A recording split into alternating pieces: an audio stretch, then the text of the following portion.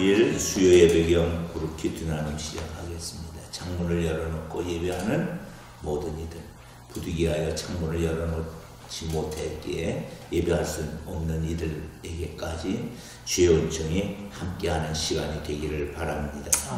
기도하겠습니다. 하나님, 다시금 수요 예배가 돼서 창문을 열어놓습니다.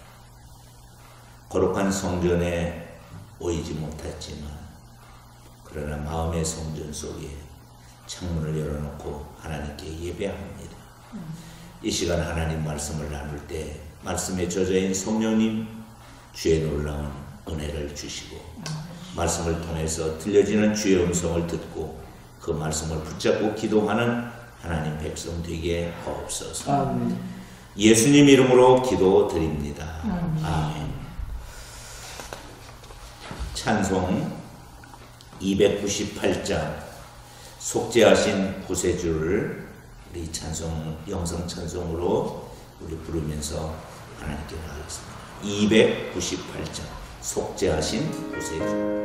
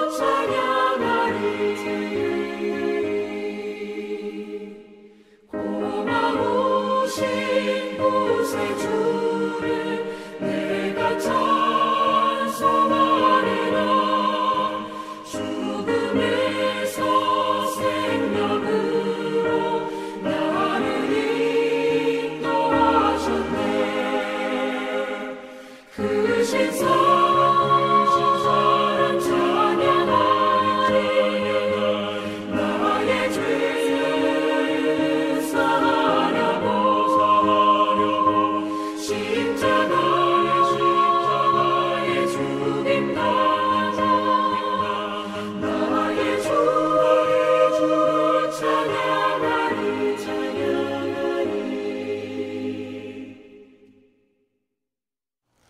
아멘.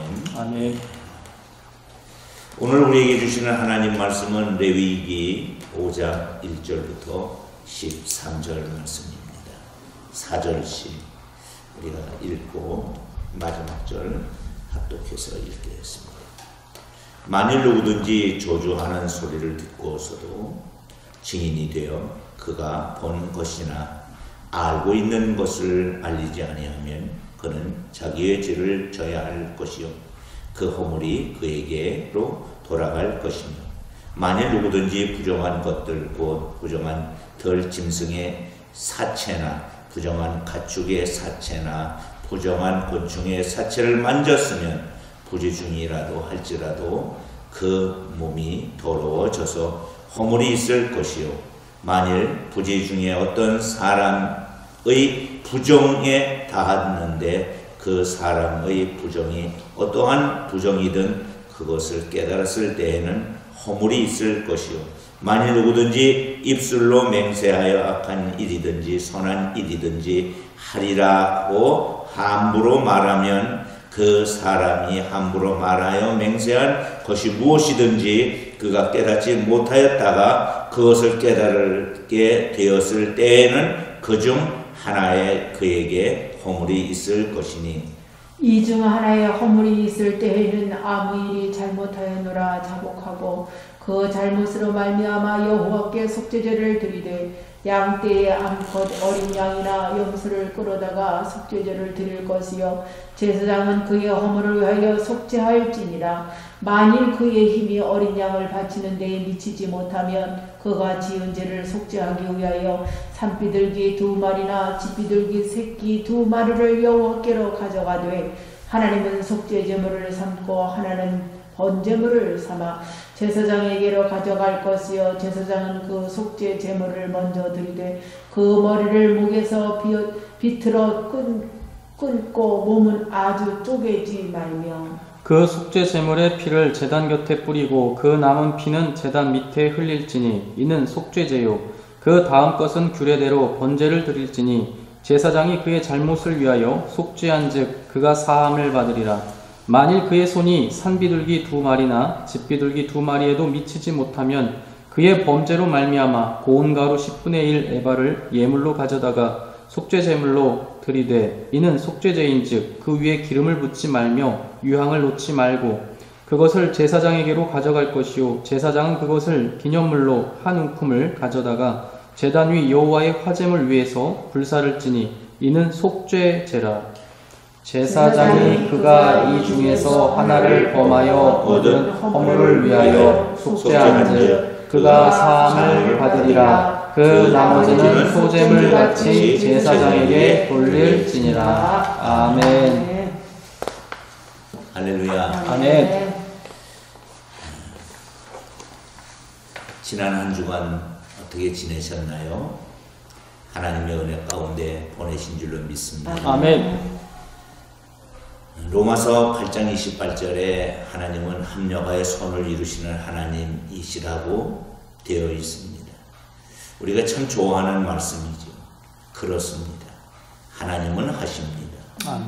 우리를 통해서 좋은 일 속에서 일하시고 때로는 나쁜 일 속에서도 일하시는 하나님인 줄로 믿습니다. 3월의 주제는 거룩함과 성결로 서는 하나님의 백성입니다. 그래서 말씀을 이제 4주 동안 하나씩 이제 점검해 갈 텐데 첫 주에는 몰라서 지은 죄라도 몰라서 지은 죄 진짜 모르기 때문에 짓는 죄가 얼마나 많은지 모릅니다. 그게 죄일까 아닐까를 우리가 다루는 시간이에요. 두 번째는 사명은 거룩하다. 세 번째 주에는 정결함의 기준. 넷째 주에는 모든 것을 거룩하게. 하나님의 백성이 된 성도는 그 무엇보다도 거룩하게 살기 위해 힘써야 합니다. 거룩한 삶은 성도의 의무이기도 하지만 성도가 가장 큰 능력이기도 합니다. 거룩하신 하나님은 거룩한 사람 속에서 역사하시기 때문에 그렇습니다. 오늘 우리 13절 말씀인데 1절부터 먼저 4절 말씀을 나누도록 하겠습니다. 뜻하지 않게 짓게 된 죄라 할지라도 그에 상응하는 책임은 져야 한다는 부분입니다. 자, 증인이 된 사람이 죄와 허물을 피하려면 어떻게 해야 합니까? 자, 1절 말씀을 우리 유혹자 사모님 읽고 답해 주시기 바랍니다. 만일 누구든지 저주하는 소리를 듣고서도 증인이 되어 그가 본 것이나 알고 있는 것을 알리지 아니하면 그는 자기의 죄를 져야 할 것이요 그 허물이 그에게로 돌아갈 것이며 그가 본 것이나 알고 있는 것을 알려야 합니다. 예. 아멘. 거짓된 증언을 하는 위증죄라는 거짓된 증언을 하는 것이 위증죄라는 것은 누구나 다 알고 있습니다. 또 자기가 지금 거짓 증인을 하는 건 제일 먼저 자기가 알고 있죠. 근데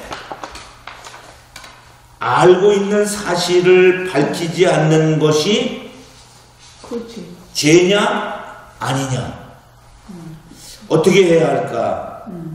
침묵이지 침묵. 그러면 내가 말하지 아니함으로 인하여 어떤 사람이 큰 해를 당할 수 있는데 말하지 않는 내가 잘못이냐 아니냐 하는 부분이에요.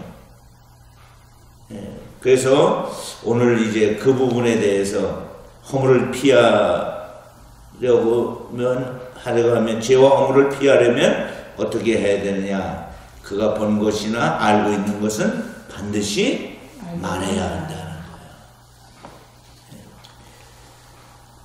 자, 두 번째 부분이에요. 뜻하지 않게 부정한 것을 만지거나 이제 부정한 것에 닿는 경우 그 사람의 상태는 어떻게 될까요? 남조강 목사님.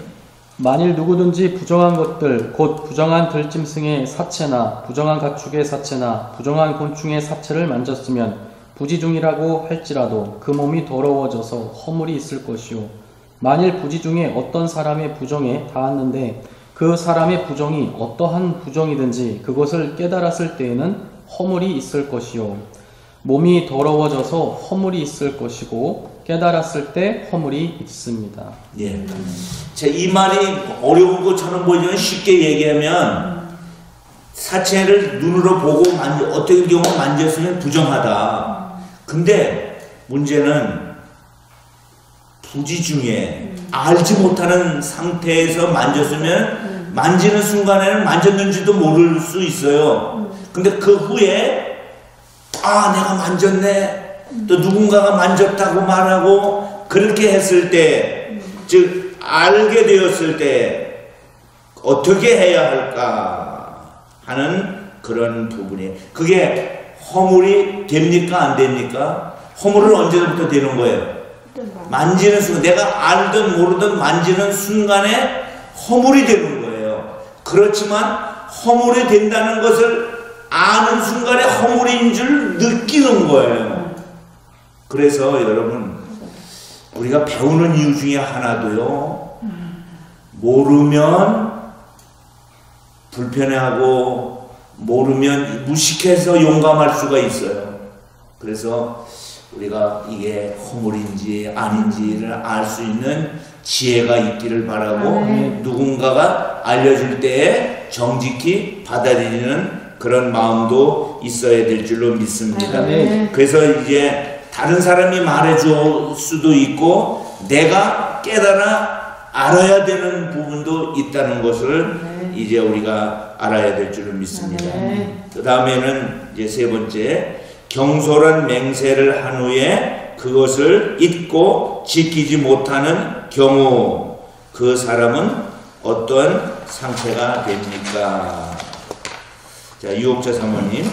만일 누구든지 입술로 맹세하여 악한 일이든지 선한 일이든지 하리라고 함부로 말하면 그 사람이 함부로 말하여 맹세한 것이 무엇이든지 그가 깨닫지 못하다가 그것을 깨닫게 되었을 때에는 그 중 하나에 그에게 허물이 있을 것이니 네. 깨닫게 되었을 때 그에게 허물이 있다는 거예요. 예. 맹세를 했어요. 그런데 이거는 예를 성경의 예를 들어주는 게 더 쉬울 거예요. 입다라는 사사가 있어요.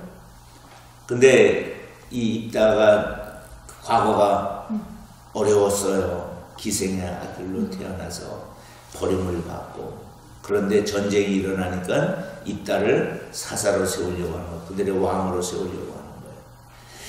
그러니까 한편으로는 너무 고맙고 감사하죠. 그때 그가 하나님 앞에 소원을 해요. 그 소원이 뭐냐면 전쟁에 나가서 이기고 돌아왔을 때 제일 먼저 자기를 환영하고 영접하는 것이 어떤 것이든지 번제로 드리겠다. 근데 그게 누구예요? 자기 딸. 딸이에요. 외동딸이.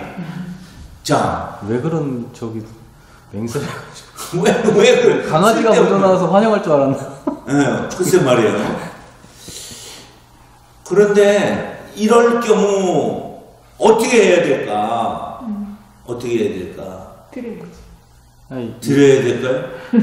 저기 잘못된 거. 율법에 있어요. 그 수정할 수 있는 기회를 또 주셨잖아요. 예. 예를 들어서 뭐 미성년자가 부모의 동의 없이 맹세했을 맹세할 경우에는 또 아버지가 절차에 따라서 근데 이거는 그 전 미성년자가 본인 미성년자가 아니에요. 이거 왕이야. 왕이야. 쉽게 얘기하면 사사니까. 본인도 아마 제사로 하는 방법이 있을 거예요. 제가 정확히 예, 있어요. 네.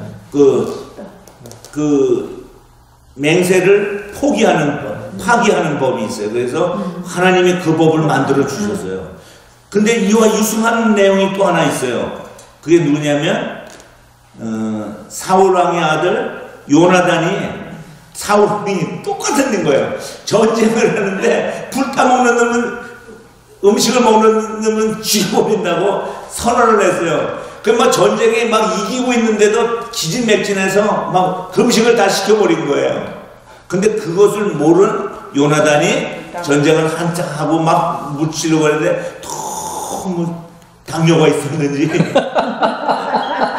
막 그냥 기진맥진하고 손 떨리고 막 그랬는데 마침 보니까 꿀이 있어요. 그 꿀을 찍어 먹었더니 눈이 밝아졌더라. 근데 어떻게 돼요? 사울이 죽이려고 그랬더니 백성들이 그 막아줬어요.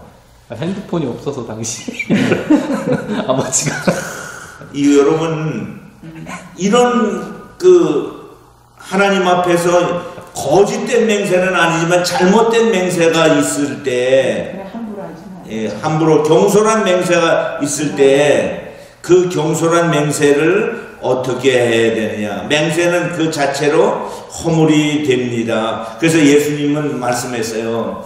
함부로 맹세하지 말라. 하늘로도 하지 말고 땅으로도 하지 말라. 왜냐하면 맹세를 하고 나면 그 맹세를 안 지켜도 죄가 되고 지켜도 죄가 되는 문제가 발생하니까, 그러므로 이스라엘 백성들에게 어떠한 맹세든지 그것이 하나님 앞에 허물이 있는 맹세였다는 것을 알게 됐을 때 반드시 자복하고 속죄 제사를 드려라. 지금 이 성경이 그 잘못됐을 때에, 깨달았을 때에 속죄의 방법을 알려주는 그런 말씀입니다.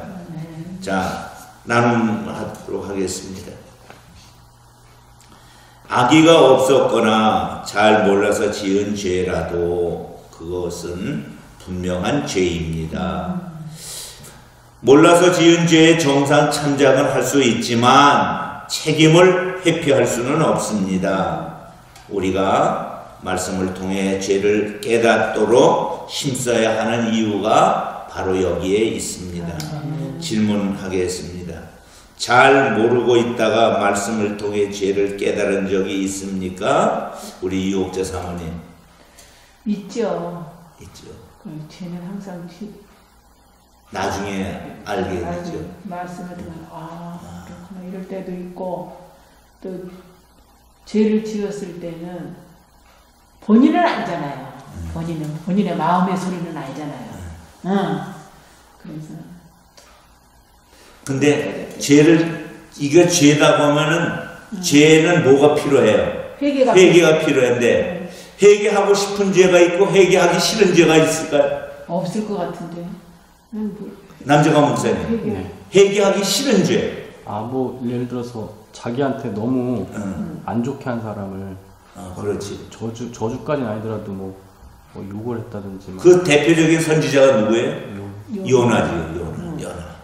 그래서 니느웨 성에 가서 하나님이 말씀을 전해라. 그래서 가기 싫어서 뺀질뺀질거리다가 고통 중에 다시 돌아와서 가서 니느웨 성에 가서 그냥 대충 막 이렇게 했는데 그냥 회개를 해버려요. 그러니까 막 화가 난 거예요. 내가 저럴 줄 알았다고.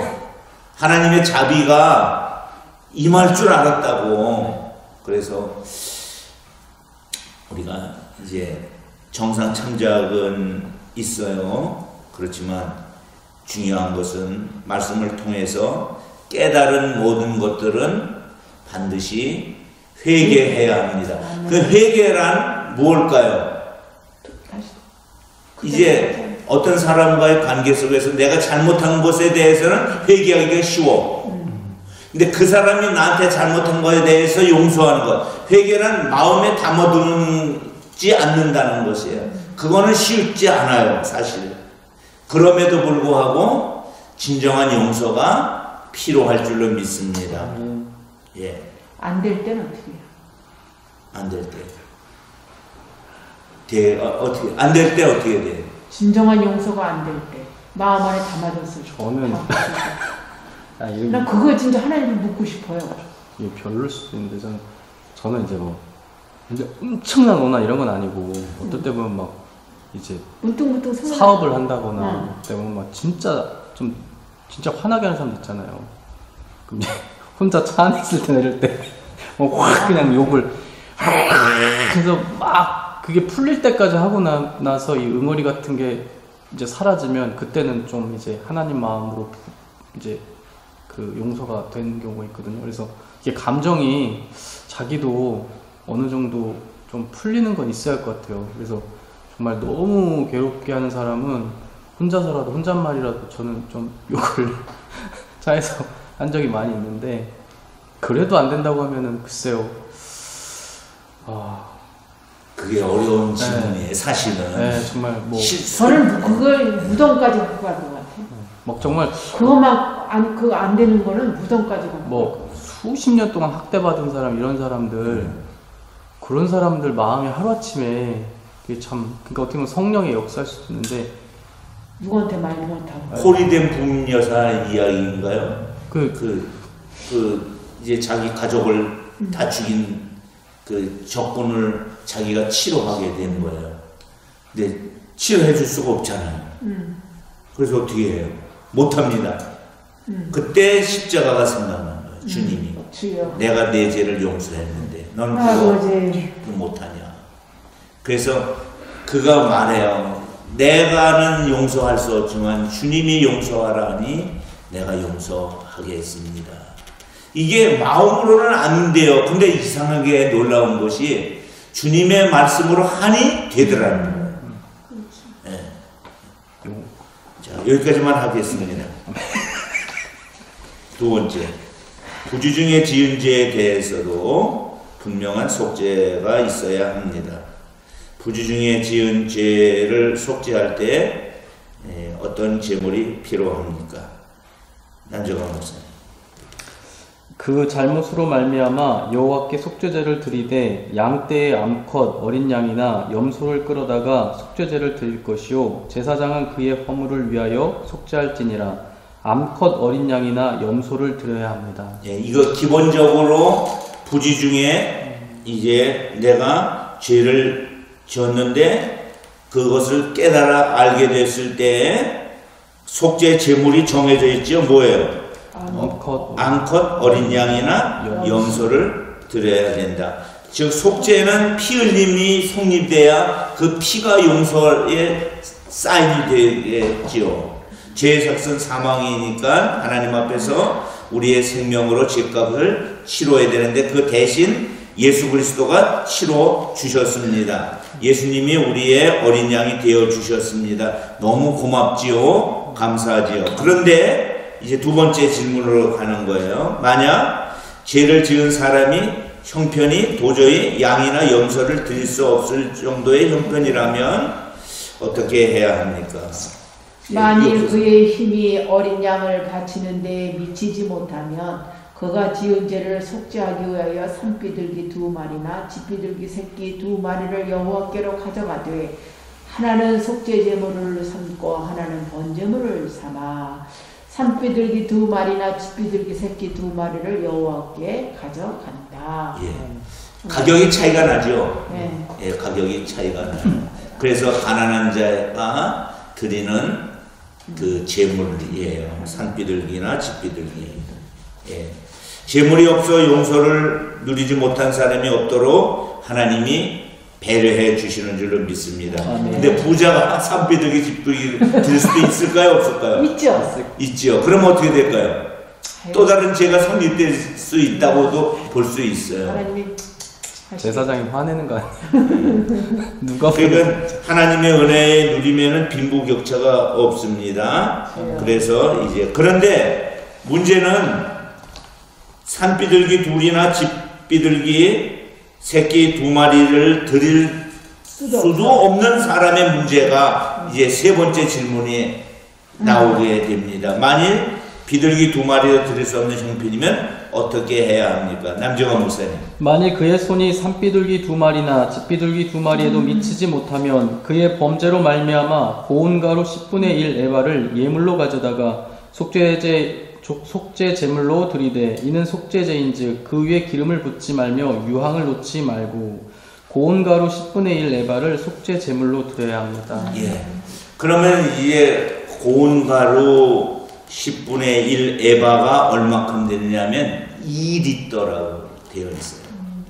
2리터는 또 2리터가 얼마까 하면 삼다수 물병 큰 거 그거 2리터예요. 그만큼 가루를 드려라. 그런데 오늘 읽은 본문도 뭘 얘기했느냐면 속죄 제물로 드리되 자 가루를 드리잖아요. 속죄제인즉 그 위에 기름은 붓지 말며 유향도 넣지 말고 드려라. 기본적으로 속죄 제사는 뭐가 필요하냐면 피 흘림이 필요하게 된 거예요. 그래서 이제 피 흘리는 그 장소에 어떤 사람이 자기의 이 가루 제물을 드렸을 때 함께 하나님이 받으시겠다는 얘기예요. 근데 이 거기에다 기름 넣고 뭐 이런 것 넣고 하지 말아라. 꼭 속죄는 피 흘림이 있어야 된다. 아멘. 그래서 정리를 하면 속죄제의 부지간에 내가 죄 지은 것을 알 때 속죄제를 드리는데 기본적으로 드리는 속죄제의 제물은 뭐예요? 어린 양, 암컷 어린 양이나 염소. 그보다 가난한 사람은 뭘 드려야 돼요? 비둘기 2마리. 그것도 없는 사람이 있을 수 있죠. 그럼 뭘 드려야 돼요? 고운 가루 에바 10분의 1. 10분의 1. 그러니까 2리터가 된다고 얘기했어요. 어떤 모양이든지 하나님은 드릴 기회를 주시는 줄로 믿습니다. 아멘. 속죄의 기회를 누구에게나 공평히 주시되 그가 가지고 있는 것 분량으로 하나님 앞에 속죄제를 드려야 된다. 이렇게 말씀하고 있습니다. 자, 나눔으로 들어가겠습니다. 하나님은 각 사람의 형편을 고려하셔서 그 누구도 속죄를 받지 못하거나 하나님께 나아오지 못하는 일이 없게 하셨습니다. 이건 은혜입니다. 아멘. 자, 남재강 목사님이나 유옥자 사모님은 이 세 부류 중에서 어떤 부류에 속할까요? 복식을 드리는 사람이에요? 아니면 비둘기 드리는 사람이에요? 아니면 양 드리는 사람? 아니, 그거는 말고 나는 뭘 드리고 싶었다. 이 중에 속죄제를 위해서 양을 드려야 되겠다. 비둘기. 그래, 양과 염소를 드리고 싶다. 그렇죠. 그렇지. 그래서 이왕이면 내가 정말 힘을 다하여 내 속죄제니까. 남정환 목사님. 비둘기. 비둘기 드리고 그래, 비둘기. 아니 염소 부담되네. 비둘기. 아버지한테 나한테 어때요? 염소 한 50만 원 한 50만 원 하는데 아주 그렇죠. 부담되네. 엄청 비싸죠. 자주 죄를 속죄해야 할 것 같은데. 이게 바로 회개할 때 예물, 회개의 회개의 예물을 드려라. 예물. 이게 회개의 예물. 과부의 두랩돈 같이 네. 500원 네. 그 조그만 것이라도 하나님 앞에 드리면 하나님은 그 사람의 형편으로 네. 그것을 받으신다는 이야기겠죠. 아멘. 자, 우리 공동체는 재물의 많고 적음에 관계없이 마음껏 하나님의 은혜를 누리는 곳입니까? 네. 많이 드리고 적게 드리는 것이 아니라 마음껏 하나님의 은혜를 누리는 것일까? 아멘. 우리 답은 그렇게 되기를 원합니다예요. 아멘. 아멘. 근데 그렇게 안 할 수 있어요, 사실은. 이게 직분의 크기에 따라서 예물이 달라질 수는 없는데 그 사람의 재산의 유무에 따라서 예물이 달라져야 되는데 우리는 재산보다는 직분이 더 그래서 이게 직분의 높고 낮음은 없지만 그래도 예를 들어서 장로님이면 장로님만큼 드려야 된다 이런 것들이 사실은 존재하는데 우리 교회는 그런 것이 아니라 하나님의 그 주신 재물의 분량만큼의 드려도 그것이 은혜가 되는 재단이 되기를 바랍니다. 네. 돈이 많지 않아도 편안하게 하나님을 만날 수 있는 공동체가 되기 위해 더 고려해야 할 것이 무엇일까요? 남정환 목사님, 뭘 더 고려해야 될까요?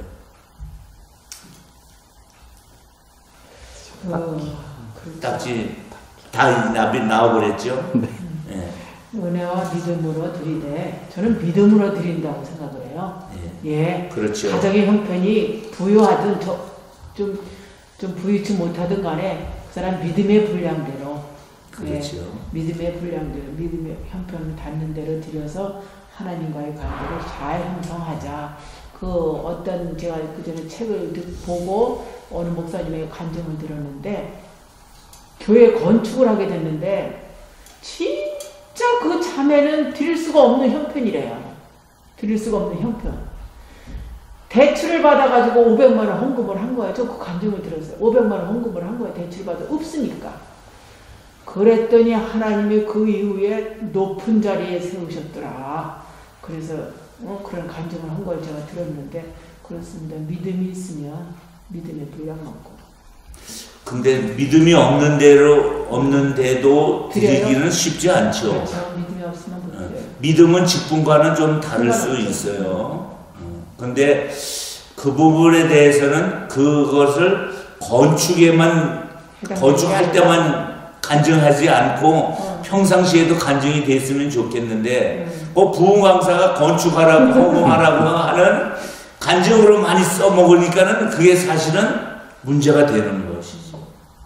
그래서 오늘 우리가 기본적으로 하나님의 마음은 그 사람의 형편에 따라서 짐승을 드릴 수 있는 형편, 소잡아 드릴 수 있는 형편이면 소잡아 드리겠죠. 그 형편에 맞춰서 드리는 것을 하나님은 받아주실 줄로 믿습니다. 하나님만이 아니라 교회도 받아주기를 바랍니다. 네, 기도하겠습니다. 하나님 아버지,